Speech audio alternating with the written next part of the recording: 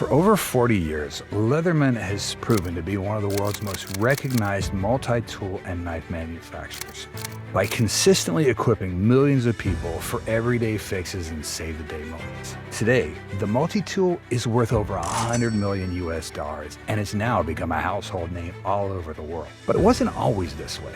It took years of hard work and dedication to build the company into what it is today. This is the story of Leatherman. It all started with a man named Timothy S. Leatherman. After graduating in 1970 with a degree in mechanical engineering from Oregon State University, Tim and his wife Shaw decided to take the trip of a lifetime. Little did they know, this adventure would inspire the creation of Leatherman tools and change their lives forever. In the mid-1970s, they set off for the Middle East and Europe, backpacking and hitchhiking through the sites. But they quickly realized that relying on the kindness of strangers wasn't always practical. So in the Netherlands, they bought a temperamental Fiat 600. Armed with just a pocket knife and a few basic tools, Tim often found himself fixing the car by the roadside. During these impromptu repair sessions, he had a light bulb moment and realized that what he really needed was a pocket knife with pliers built in. Since he'd never seen anything like that, he decided to create one himself. At first, Tim thought it would take a month to build this new tool. But creating the first pocket knife with full-size pliers was no easy feat. With his wife Shaw's unwavering support, Tim spent over 3 years working in his brother-in-law's garage, dedicating the last years of his 20s to bringing his idea to life. Finally, his hard work paid off, and Mr. Crunch was born. A multi-tool with full-size, full-strength pliers. By 1980, with a prototype and patent in hand, Tim set out to make his dream a reality. But the road ahead was still rocky. First, Tim tried to sell his multi-tool to large companies like AT&T, hoping to cater to their employees who needed tools on the job. However, he couldn't drum up interest from these big clients. On one hand, knife companies thought Leatherman's creation was a tool, and knife companies didn't sell tools. Tool companies, on the other hand, thought it was a gadget, which they didn't market either. Watching the rejection letters pile up, Tim decided to try something else. After 4 more years of fruitless searching, he decided to partner with his college buddy Steve Berliner, whom he had met over a ping pong table. Leatherman continued refining his design with the assistance of Steve Berliner, a college friend whose father owned Simplicity Tool Co., a machine shop. Initially, they envisioned their invention as an industrial product for direct sale to large companies, something telephone technicians might carry as standard equipment. However, their perspective shifted during a sales call to the early winner's catalog, where they received advice to simplify and refine the tool to focus on its most essential features. Following this advice, Berliner and Leatherman streamlined the tool, reducing its complexity and cutting its wholesale cost from $40 to $20. They officially established themselves as the Leatherman Tool Group and began production at Simplicity's plant. At first, things still looked uncertain. Tim and Steve thought they would need a wholesale order of at least 2,000 tools to get production going. But once again, they found no takers. Just when things seemed bleak, in 1983, after even more sweat and refinements, they finally hit the jackpot. A retailer placed an order for 500 pieces of the personal survival tool PST.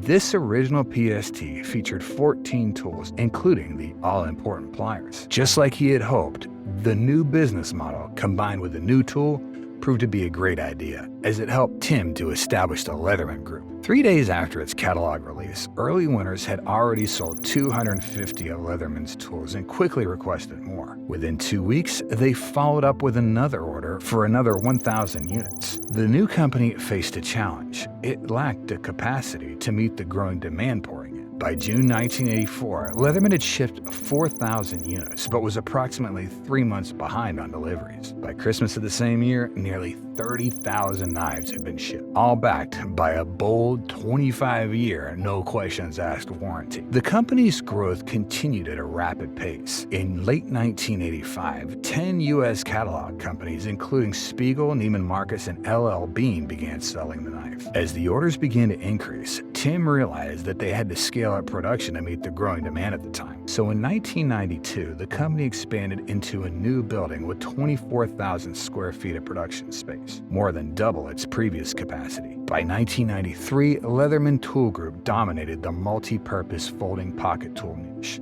selling over 1 million pocket survival tools and generating over $30 million in revenue. The following year, sales increased by 45%, reaching $45 million, with the company employing 200 people and selling over 1 million tools for the second consecutive year. Despite this success, Leatherman continued to grapple with product backlog issues. As of late 1993, they were still unable to reduce their 5-month backlog, a challenge that persisted even after Steve Berliner left the company to join Simplicity Tool. Throughout the late 1980s, Leatherman's pocket survival tool stood alone in the market for multi-purpose tools. However, by the early 1990s, competition started to heat up. Companies like Gerber Legendary Blades from Portland, who initially showed no interest in Tim Leatherman's prototype, introduced their own pocket tools such as the Multiplier. Similarly, SOG specialty knives from Edmonds, Washington brought out the Paratool, and Coast Cutlery from Portland launched the Pocket Mechanic. Even Buck Knives from El Cajon, California teamed up with the Swiss Army knife maker Wegner to create the Swiss Buck. With more players in the field came legal disputes. In 1991, Leatherman won a $50,000 judgment in its first trademark infringement case against Starcrest Products of California. This marked the beginning of many legal battles. By 1993, Leatherman had successfully sued 13 companies for trademark infringement, including well-known retailers like Seals Roebuck & Company and J.C. Penney. And by 1996, Leatherman had initiated 20 lawsuits and came out victorious in 17, defending its trademark in a fiercely competitive market. Faced with growing competition, Leatherman realized it needed to evolve beyond a single product company. To stay ahead, they launched the Super Tool in the fall of 1994, a bigger tool with more features and locking blades. This move was part of a broader strategy to appeal to a wider market. Originally, the Pocket Survival Tool was a favorite among outdoor enthusiasts. But then something exciting happened. Keanu Reeves used a Leatherman to pry open elevator doors in the 1994 blockbuster Speed. Suddenly, Leatherman tools were in the spotlight. They also appeared on TV shows like NBC's The Profiler, where a character used one to defuse a bomb, and Mad About You, where characters discovered a Leatherman in a hardware store. Seeing the potential, Leatherman launched a series of full-page ads in 1996 in magazines like Outside, Outdoor Life, and Men's Journal. These ads featured real-life stories from people who used Leatherman tools to get out of tough situations, both at home and in the field. They also expanded their distribution to major stores like Walmart, Home Depot, and Sports Authority, making their tools more accessible to everyone. By 1996, Leatherman was riding high with $91 million in sales, enjoying 11 years of impressive growth. Yet fewer than 1 in 10 American households owned a multi-purpose tool. To tackle this, Leatherman decided to make their tools more appealing to everyday users. They focused on creating concept-driven tools, reflecting how people actually use them. In 1997, they introduced the Micra, a tiny but mighty tool that earned the Editor's Choice Award from Backpacker magazine. Then, in 1998, they launched the Wave, packed with more features than any previous Leatherman. The Wave was a game changer, recognized by Workbench magazine in 1999 and Technical Rescue in 2000.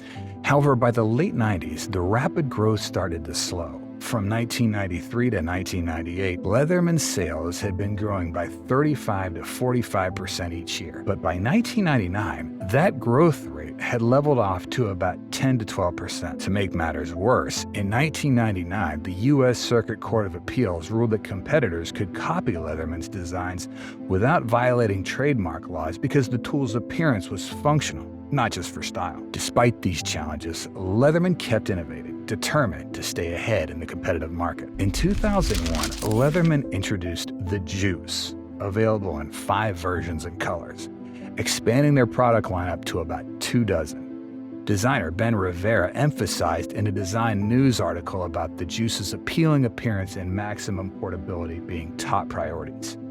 This sleek, pocket-friendly tool was just 3¼ inches long and had a contoured shape, making it easy to carry around. The Juice quickly gained popularity, earning the editor's pick from Backcountry magazine in 2001. A year later, its miniaturized counterpart, the Squirt, hit the market. By the end of 2001, Leatherman had sold over 20 million tools, employing 450 workers, and generating an annual sales number of $100 million. They had also adopted a computerized drawing program to streamline the design of new tools. In the fast-paced world of the 21st century, Leatherman has strived by continuously innovating, adapting, and engaging with its community. Recognizing that users' needs are diverse, Leatherman expanded beyond their classic folding pliers-based tools to offer a wide range of specialized products. For example, the Leatherman Signal became a favorite among outdoor enthusiasts, featuring fire-starting capabilities, a hammer, and an emergency whistle, making it the perfect companion for wilderness adventures. For those who prefer a minimalist approach, the Leatherman Skeletool offers essential functions in a sleek, lightweight design that fits easily in a pocket. Meanwhile, professionals gravitated towards the Leatherman Charge Plus, a premium tool that combines durability with an array of high-performance features, including replaceable wires and a titanium handle. To further connect with their customers, Leatherman introduced customization options. Users could choose blade materials, handle colors, and even engrave their tools, making each Leatherman unique and personal. Collaborations with other brands brought limited edition tools, blending Leatherman's functionality with fresh aesthetics. These special editions appealed not to just loyal fans, but also to collectors and enthusiasts. Leatherman did not shy away from the digital age. They launched the Tread Bracelet, a wearable multi-tool that combines fashion with function, allowing users to carry multiple tools on their wrist. The Free series took innovation a step further with magnetic opening mechanisms, enabling smooth one-handed operation, ideal for when you're in the middle of a project and need quick access to a tool. Leatherman also listens to its community. The development of new tools often stems from user feedback and real-world testing. This approach has led to tools that truly meet the needs of their users. The Signal, Skeletool, and Charge Plus are all examples of how Leatherman responds to different lifestyles and requirements.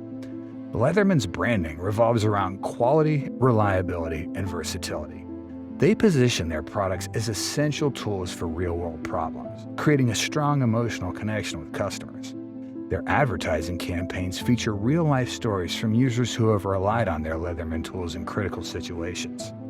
This storytelling approach highlights the practicality and dispensability of their products. Leatherman's commitment to quality begins right at their production facility in Portland, Oregon. Utilizing advanced manufacturing technologies and skilled labor, they uphold stringent standards for their multi-tools. By forging strong partnerships with top global suppliers, Leatherman ensures that only the finest materials are used, guaranteeing durability and exceptional functionality in every tool they produce. As an international supplier, Leatherman has established a robust network encompassing distributors, retailers, and e-commerce platforms. This diverse approach accommodates various customer preferences, whether they prefer shopping in physical stores or online. To streamline distribution, Leatherman collaborates with leading logistics providers, ensuring prompt and accurate deliveries that enhance overall customer satisfaction. Customer engagement lies at the heart of the Leatherman strategy. They actively solicit and incorporate user feedback into their product development process. For example, the Wave, featuring one-handed operable blades introduced in 1996, was a direct response to customers seeking greater convenience. This user-centric approach continues to shape Leatherman's innovation, evident in products like the lightweight Skeletool, the robust Super Tool, and the versatile Signal, each designed to meet specific customer needs. Today, Leatherman's financial performance reflects its market leadership and innovation prowess. Consistent revenue growth is driven by strong demand for their multi-tools, bolstered by effective marketing strategies and expanding global presence. By staying agile and introducing new products that resonate with evolving market trends, the company has solidified its position in the competitive multi-tool market. Strategic focus on operational efficiency and cost management has further optimized Leatherman's profitability. Investments in cutting-edge technologies, premium materials, and innovative design concepts continually enhance the functionality, durability, and appeal of their multi-tools. This commitment not only ensures sustained growth, but also reinforces Leatherman's reputation as a leader in the industry. However, despite their success, the company remained focused on the ambitious goal of its founder, to get a Leatherman tool into the hands of 20% of the world's population. He adhered to 4 core business principles: provide on-time delivery, meet specifications, increase value, and create a pleasant work environment.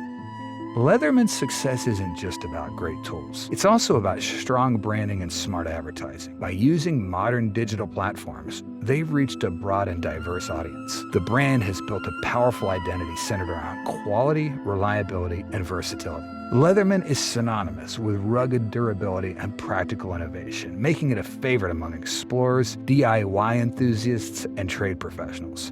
By positioning its products as essential tools for real-world problems, Leatherman has created a strong emotional connection with its customers. Their advertising campaigns are all about storytelling and real-life applications. Leatherman also features testimonials and stories from actual users who have relied on their tools in critical situations. These narratives showcase the reliability and multifunctionality of their products, making a compelling case for why a Leatherman tool is indispensable. In the end, you can say Leatherman's journey is a testament to how a company can stay relevant and beloved by embracing innovation, valuing customer feedback, and committing to quality. Their tools have become reliable companions for adventures, repairs, and everyday tasks that embody the spirit of practicality and resilience.